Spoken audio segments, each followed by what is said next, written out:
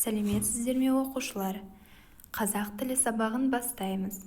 Бүгінгі сабақтың тақырыбы ғажайып қыс. Тема урока волшебная зима. Бүгінгі сабақта біз жаңа сөздер үйренеміз. Сөз тіркесін құраймыз, сөйлем құраймыз және сұрақтарға жауап беретін боламыз. Жаңа сөздер. Қане қайталайық. Сөңгі. Сөңгі, сосулька. Мұз айдын. Мұз айдын, ледниковый каток. Сырғанақ тебу. Сырғанақ тебу, катание на горке. Жақсы, жаңа сөздерді сөздік дәптерге жазып, жаттап ал.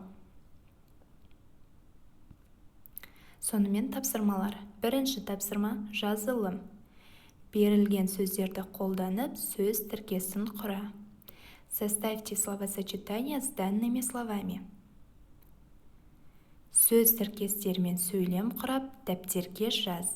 5 сөйлем. Из составленных словосочетаний составьте 5 предложений. Үлгі. Бірінші. Сөз тіркесі. Жаңбырлы күн. Сөйлем. Бүгін жаңбырлы күн. Сөз тіркесі. Таулы аймақ. Сөйлем. Таулы аймақта жануарлар көп болады. Жақсы, бұл тапсырманы дәптерге орындаймыз. Келесі тапсырма айтылым. Қажетті сөздерді қолданып, сұрақтарға жауап бер.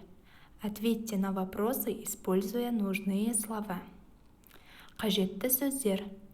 Таза ауа, әдемі, аппақ, боран, аяз, жел, қатал, қатты, ұзақ, қысқа, шаңғы, шана, сырғанақ, мұз айдын, сүңгі, қар, шырша, аяз ата, жаңа жыл, мезгіл, таң, кеш, қараңғы ерте түседі, жарық, сынап бағанасы.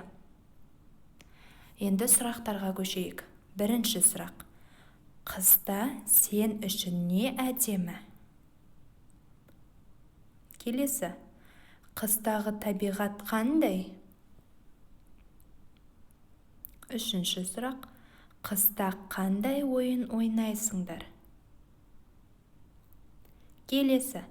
Қысты не үшін ұнатасың, немесе ұнатпайсың? Және соңғы сұрақ.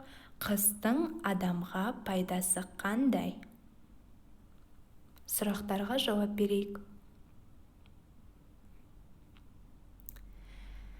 Өте жақсы. Сонымен сабақты қорытындылайық. Балалар, бүгінгі сабақта біз жаңа сөздер өттік. Сөз тіркестерін құрадық. Сөз тіркестерінен сөйлем құрадық. Қажетті сөздерді пайдаланып, сұрақтарға жауап бердік. Бүгінгі сабақ аяқталды, балалар. Сау болыңыздар.